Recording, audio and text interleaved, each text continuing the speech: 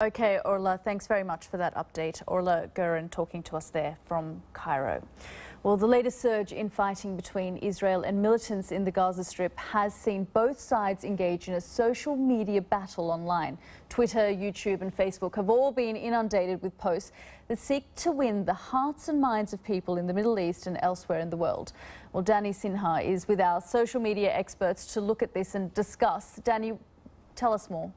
Well, as you say, that conflict continues very much so on social media, with many messages coming out of Israel and Gaza. Let's just bring in two of our guests. We have Mohammed Yahaya from BBC Arabic and Louise Hosey, social media producer. Louise, if I could start with you, what is the level of engagement, of people talking about this conflict?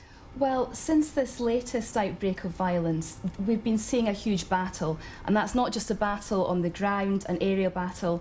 It's a battle on social media as well. And I've been having a look at a lot of tweets, a lot of posts today, and in the last 7 days there have been millions of posts on this topic. And so who are these posts from? Well, the Israelis and Hamas.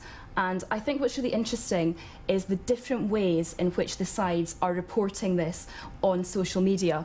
So if we just have a look here, this is a post from the Israeli Defence Force on Twitter just today. It's quite formal. It is, yes. They tend to take quite a formal, clinical, polished way on social media, speaking about Hamas firing more than 2,000 rockets in the past 2 weeks. So that's the kind of take that the Israelis sometimes tend to have. If we look from the Palestinian side, it's quite different and very emotional. This is actually the father of two of his sons actually died in a bombardment in Gaza recently. This is him with one of his other sons. And when you look on social media, a lot of the Palestinian posts are taken on mobile phone, they're much more on the ground, and they're very emotive. So there's that sort of aspect to a lot of the Palestinian posts. We'll come on to that issue of propaganda a little bit later. I want to bring you in, Mohammed. When you see pictures like this and social media campaigns on both sides, I mean, how does it compare to previous conflicts?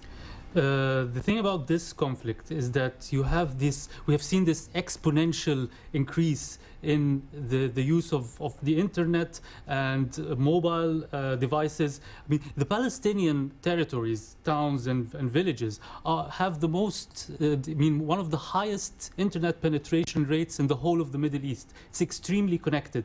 So you have this extremely charged and volatile atmosphere.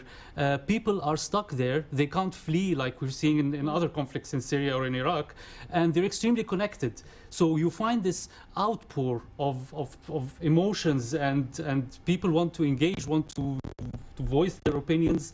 And also in an environment where media access is extremely, journalists can come and go as they wish. So the story is very well covered.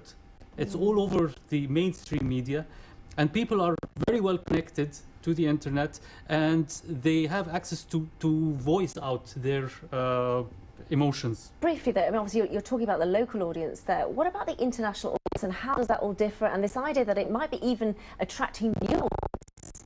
Yeah, what we've seen is that the pro-Palestinian social media chatter globally is far greater than the pro-Israeli chatter. And this is because globally it's seen as a stronger side, a weaker side, a side with advanced armory and technology, and a side with primitive. So it's easier to understand why the pro-Palestinian chatter is wider globally. Mohammed, Louise, we're going to leave it there actually, because I think we've had some sound issues there. But just if you can hear me, the most popular hashtags are Gaza under attack, pray for Gaza, and my favourite, Jews and Arabs are not enemies. Back to you. Okay, thanks very much, Danny, and apologies, we had some technical issues there, but a really interesting discussion about the social media.